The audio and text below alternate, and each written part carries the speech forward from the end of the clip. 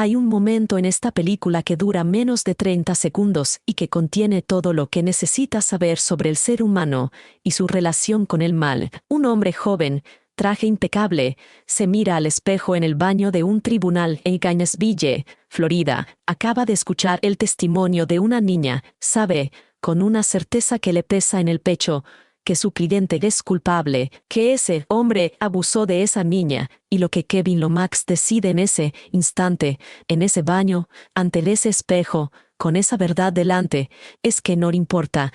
Lo que importa es que su historial lleva 64 victorias seguidas y no va a ser este caso el que lo rompa. Regresa a la sala, destruye al testigo en el contrainterrogatorio. Gana. Eso es El abogado del diablo, de 1997, no una película de terror sobre cuernos y llamas, una película sobre lo que ya existe dentro de nosotros, la capacidad de elegir el mal con perfecta lucidez y perfecta conciencia, y llamarlo éxito. Taylor Ackford dirigió la película en 1997 para Warner Bros. Con guión de Jonathan Lemkin y Tony Gilroy, basado en la novela homónima de Andrew Neiderman publicada en 1990.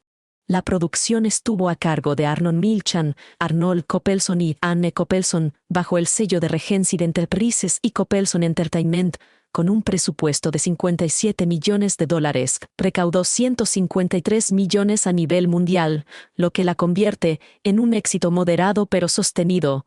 El tipo de película que sigue encontrando audiencias décadas después de su estreno. Detrás de cámara, la producción fue notoriamente turbulenta.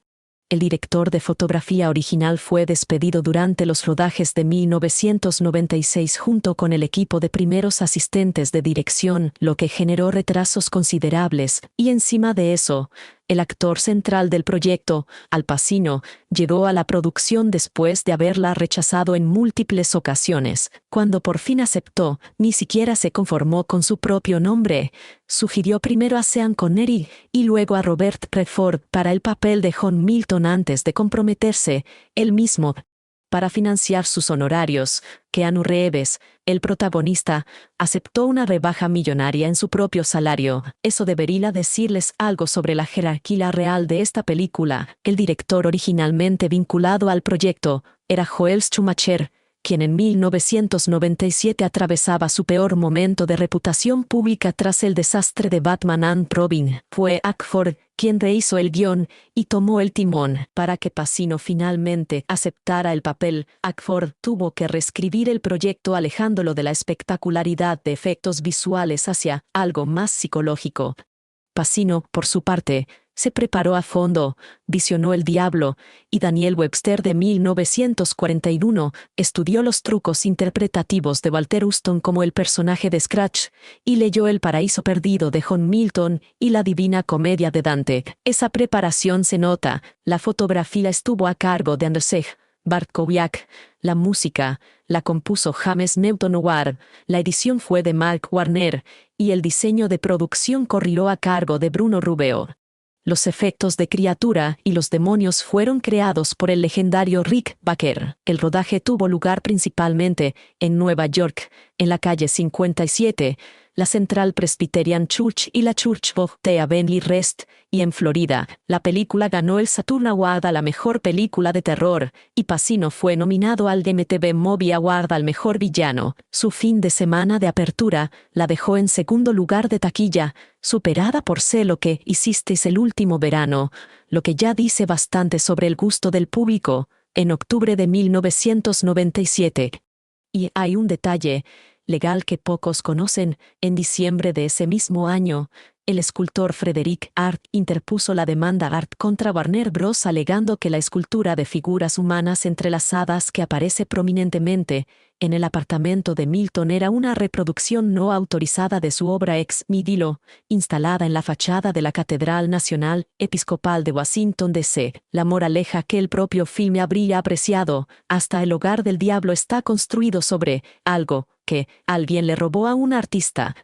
Todo empieza en Gainesville. Kevin Lomax, veintitantos años, corbata ajustada, una seguridad que parece innata pero que en realidad es una armadura, está en pleno juicio. Su cliente es Joy Gettis, maestro de escuela acusado de abuso sexual infantil. Cuando el menor testifica, hay algo en el comportamiento de la niña que le confirma a Kevin lo que probablemente ya sabía. Gettys es culpable, se va al baño, se mira al espejo, tiene dos opciones. La primera es la correcta, retirarse, perder el caso, preservar algo que todavía puede llamarse integridad.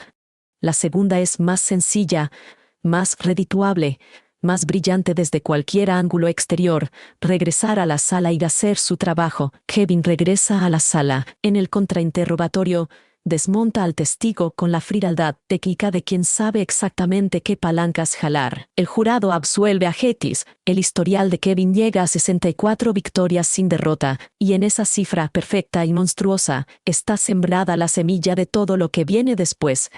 La fama de Kevin era más rápido de lo que él esperaba. Un representante del bufete más poderoso de Nueva York aparece en Florida para reclutarlo en nombre de su fundador, un hombre llamado John Milton. El nombre debería ser una señal, pero Kevin no lee poesía épica del siglo XVII. Alice Lomax, la madre de Kevin, advierte contra el viaje. Nueva York es Babilonia, dice, una ciudad construida sobre el apetito y del espectáculo. Kevin escucha, asiente, hace las maletas. Él y Mary Ann llegan a un apartamento lujoso en el propio edificio donde vive Milton, en la Quinta Avenida.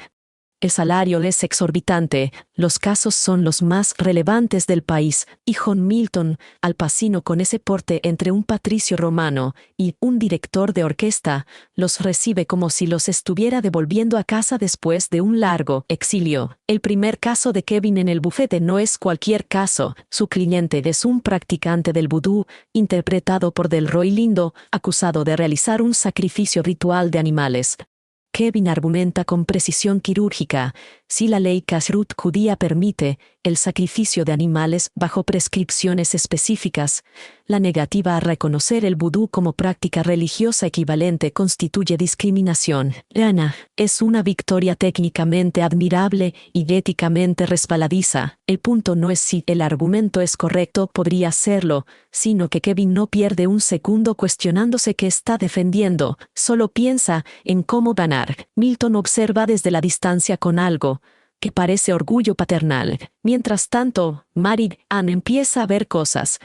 No metafóricamente, en una cena con los socios del bufete, los rostros de las personas que la rodean se transforman en máscaras demoníacas. Tiene una pesadilla en la que un bebé juega con sus propios ovarios extirpados. Un médico la examina y le confirma lo que esa pesadilla insinuaba: es infértil. Cuando intenta contárselo a Kevin, él la escucha de la misma forma en que escucha el ruido de fondo de la ciudad, presente pero ausente, ahí pero en otro lado. Kevin asume la defensa de Alexander Cullen, multimillonario, acusado de asesinar a su esposa, su hijastro y una sirvienta. Es el caso más importante de su carrera hasta ese momento y también el más comprometedor. Mientras prepara a Melissa, la amante de Cullen, como testigo de la coartada, Kevin descubre directamente que ella miente. No hay ambigüedad. Cullen mató a esas 3 personas y Melissa va a pararse frente al jurado, ir a afirmar lo contrario, y Kevin lo sabe.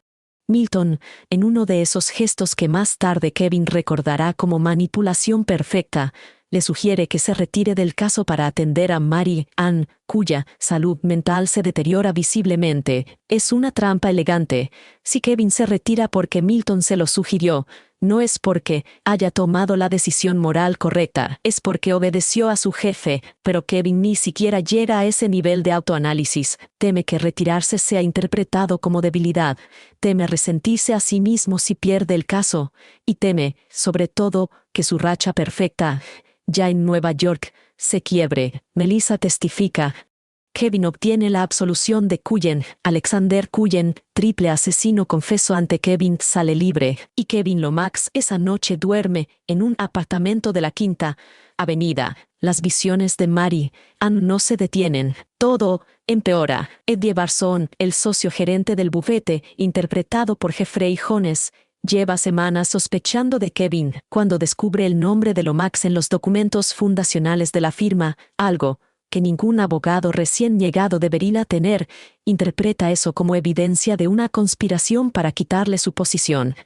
Barzón amenaza con denunciar las actividades ilegales del bufete ante la Fiscalía Federal. Kevin, sin pensar dos veces en las consecuencias, menciona esto a Milton. Es, en retrospectiva, otro momento en el que Kevin elige mirar hacia otro lado. Poco después, Barzón corre por un parque de Nueva York y los vagabundos que lo rodean adoptan formas demoníacas. Muere brutalmente. Mary Ann presencia la escena, y eso termina de romper lo que quedaba de su estabilidad.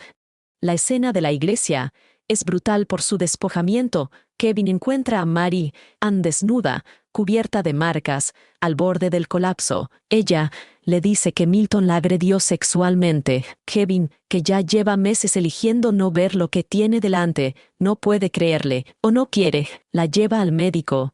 La interna en una clínica psiquiátrica y regresa al bufete. En la clínica, Mary Ann ataca a Pam, una asistente del bufete que Kevin solía tener cerca.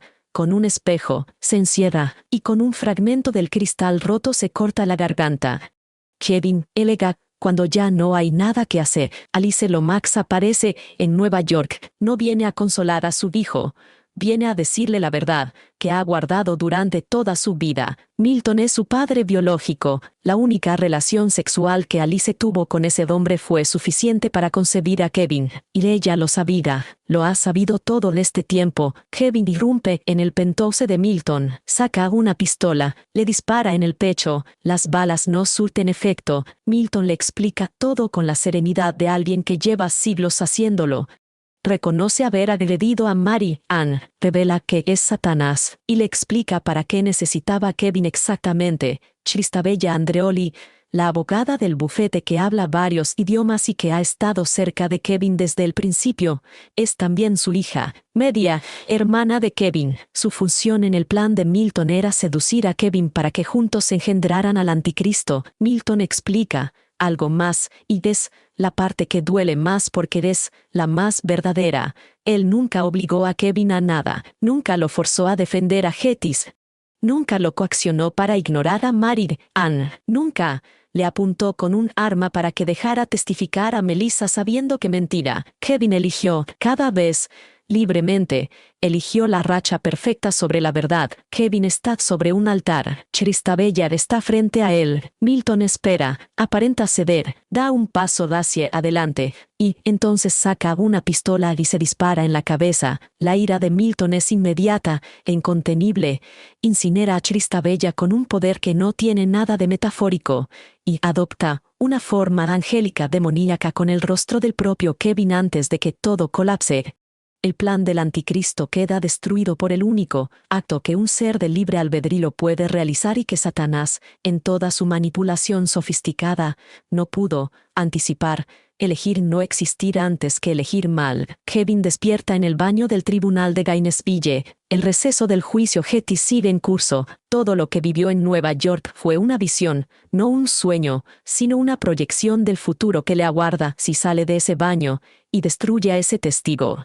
Una advertencia, en tiempo real, ahora lo sabe, regresa a la sala y le anuncia al tribunal que no puede seguir representando a su cliente, acepta el riesgo de la inhabilitación profesional. Mary Ann, viva y sana, está junto a él afuera del juzgado. Por primera vez en mucho tiempo, Kevin parece alguien que ha hecho algo correcto. Entonces aparece Larry, un periodista amigo, y le ofrece una entrevista, un perfil en los medios nacionales. La historia del joven abogado que renunció a un caso para hacer lo correcto.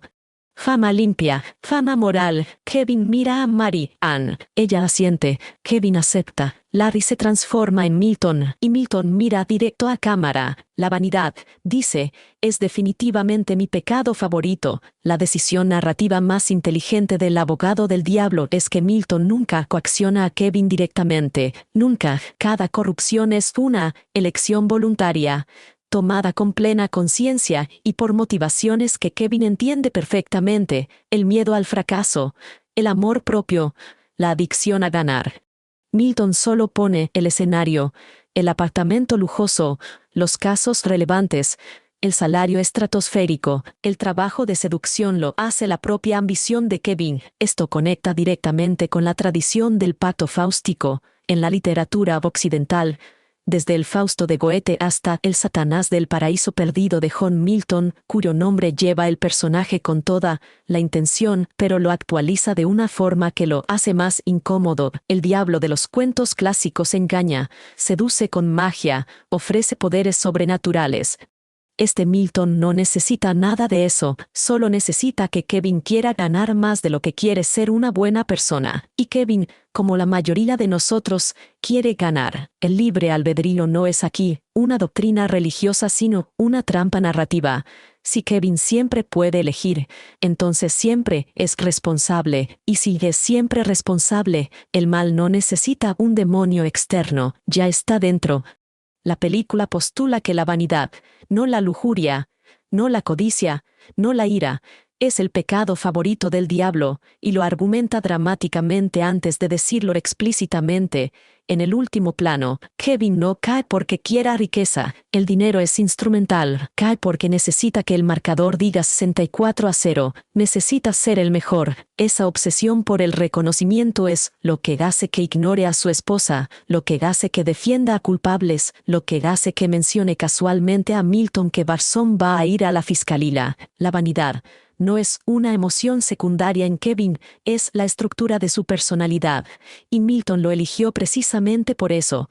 El final refuerza esta idea con una crueldad elegante. Kevin aprende la lección equivocada, abandona el caso Gettys, sí, pero lo que lo vuelve a atrapar no es la ambición judicial sino la vanidad de la narrativa. La historia del hombre que hizo lo correcto, quiere ser famoso por haber renunciado a ser famoso. Es un bucle perfecto, y Milton lo cierra con una sonrisa. El tratamiento de Mary Ann es el punto más incómodo de la película, y esa incomodidad es productiva. Mary Ann es destruida no por el demonio sino por la negligencia de Kevin. Sus visiones son reales. Efectivamente percibe lo que está viendo, pero Kevin la trata como a una persona que se rompe en el peor momento posible para su carrera. La internación en la clínica psiquiátrica no es un acto de cuidado, es una forma de quitársela de encima con una justificación aceptable. La película la coloca en una posición de Eva en el jardín del Edén. El apartamento de Milton en la Quinta Avenida es un paraíso terrenal construido sobre una corrupción que ella percibe antes que nadie. Pero a diferencia de Eva, Mary Ann no cae por haber comido la fruta, cae porque el hombre que debería protegerla elige el trabajo, su muerte, sola, en una clínica, con un fragmento de espejo, es la consecuencia directa de la vanidad de Kevin, no de las maquinaciones del diablo. El espejo, como símbolo, recorre toda la película, el baño del tribunal al inicio, las visiones demoníacas que Mary Ann ve en reflejos, el espejo roto con el que ataca a Pam y luego se corta la garganta. Y la revelación final, cuando Kevin confronta a Milton, ese ángel oscuro que adopta su propio rostro, el verdadero monstruo de esta historia, siempre tuvo la cara de Kevin. La elección del mundo jurídico no es casual ni decorativa. La película usa el derecho, específicamente la defensa penal, como el terreno donde la victoria se antepone a la verdad de forma sistémica, normalizada e incluso celebrada. Un sistema diseñado para ganar sin importar la culpa del cliente es, en los términos de la película, inherentemente diabólico, no porque los abogados sean demonios, sino porque el sistema entrena a la gente para disociar el resultado del acto moral que lo produce. Kevin es el producto perfecto de ese sistema, su habilidad para compartimentar, para saber que Gettys es culpable en el baño y actuar como si no lo supiera en la sala, no es una anomalía. Es exactamente lo que le enseñaron a hacer. Milton no creó a Kevin, el sistema lo creó, Milton solo lo encontró. El nombre de John Milton no es un guiño cultural superficial. El Paraíso Perdido de 1667 es el texto de referencia de toda la película. En el poema de Milton, Satanás es el personaje más complejo, más articulado, más seductor, un ser que eligió la caída porque prefirió reinar en el infierno a servir en el cielo. Es un argumento sobre el libre albedrío como acto de rebeldía, y sobre cómo la autonomía radical puede ser la forma más sofisticada de la perdición. El Milton de Pacino es exactamente ese personaje trasplantado al Manhattan corporativo de los 90, erudito, carismático, con un discurso sobre la libertad humana que suena casi razonable hasta que recuerdas para qué la está usando. Nunca obliga porque no necesita obligar. La autonomía de Kevin es su mejor herramienta. Hay un detalle de vestuario que generó debate en línea décadas después del estreno. Al inicio de la película, los trajes de Kevin son claros, casi luminosos. A medida que avanza la trama y su moral se degrada, los tonos se oscurecen progresivamente hasta llegar al negro profundo en los momentos de mayor corrupción. La interpretación alternativa, más mundana, es que simplemente refleja su ascenso en estatus social, ropa más cara, paleta más sóbrida, pero en una película tan deliberada en sus referencias simbólicas, es difícil descartar la lectura moral del vestuario. La oscuridad se pone por dentro y por fuera. El abogado del diablo es una película que hace trampa con su propia premisa, y lo hace de forma brillante. Durante 2 horas construye una historia sobre un hombre corrompido por fuerzas sobrenaturales, y en el último minuto te revela que las fuerzas sobrenaturales son casi un pretexto. Lo que destruyó a Kevin no fue Satanás, fue el baño de un tribunal en Gainesville, Florida, y la decisión de salir de él sin haber cambiado de opinión. El reseteo final no es un final feliz con matices oscuros, es la demostración de que Kevin no aprendió la lección correcta, aprendió a no ganar un juicio con un cliente culpable, pero no aprendió por qué lo hacía. Y la vanidad, esa cosa pequeña, narcisista, tan difícil de ver en uno mismo, encontró una puerta diferente, la misma que siempre. Milton no necesita infiernos ni llamas, solo necesita que quieras ser el protagonista de tu propia historia. Esta es una de las películas de los 90 que mejor ha envejecido precisamente porque su núcleo no depende de los efectos especiales que se sienten de su época, sino de una idea que se vuelve más relevante con el tiempo, que el mal institucionalizado no necesita monstruos.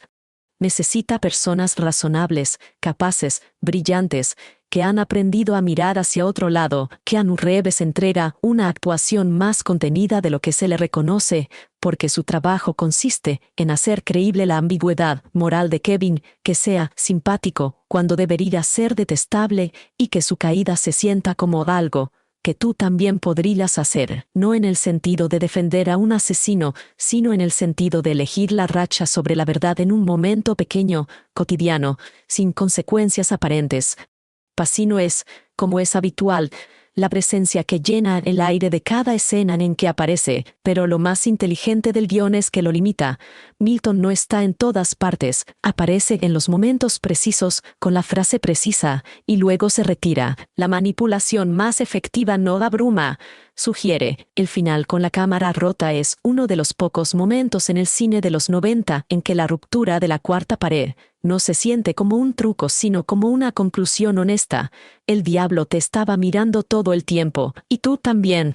Al Pacino rechazó el papel de John Milton no una sino varias veces antes de acceder. Cuando por fin dijo que sí, su primera respuesta fue sugerir a Sean Connery y Robert Redford antes de reconocer que él mismo podría hacer el papel. Eso le dio a la producción algunos momentos de incertidumbre considerables. Para que Pacino pudiera cobrar sus honorarios, Keanu Reeves aceptó una reducción millonaria en su propio salario. Es, en cierto modo, la historia del film en miniatura. El actor más joven cede para que el más experimentado brille. Pacino se tomó la preparación muy en serio, además del Paraíso Perdido y la Divina Comedia. Estudió específicamente la interpretación de Walter Huston como el personaje Scratch en El Diablo y Daniel Webster de 1941, buscando entender cómo construir un Satanás que fuera seductor antes que aterrador. El nombre de John Milton es una referencia directa a John Milton, el poeta inglés que escribió El Paraíso Perdido en 1667, el poema épico sobre la caída del hombre y la rebelión de los ángeles.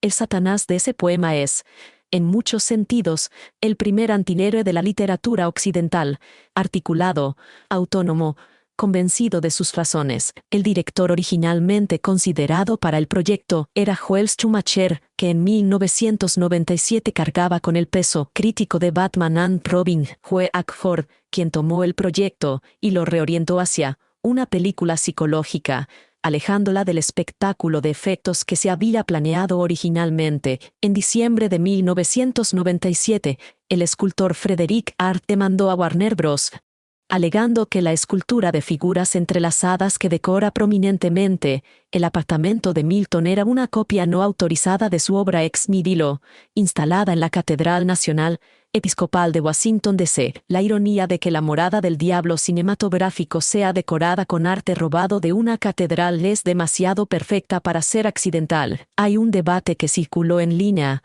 reportado por HuffPost en 2016, sobre si el progresivo oscurecimiento de los trajes de Kevin a lo largo de la película es un comentario visual deliberado sobre su degradación moral o simplemente refleja su ascenso en estatus económico. La película no lo aclara, y esa ambigüedad es probablemente intencional. El fin de semana de apertura de la película la dejó en segundo lugar de taquilla. La que la superó fue Sé lo que hicisteis el último verano. El género que ganó ese fin de semana era más inmediato, más físico. El abogado del diablo apostaba por un miedo más quieto, más de fondo. 30 años después, es evidente cuál de las dos resultó más duradera.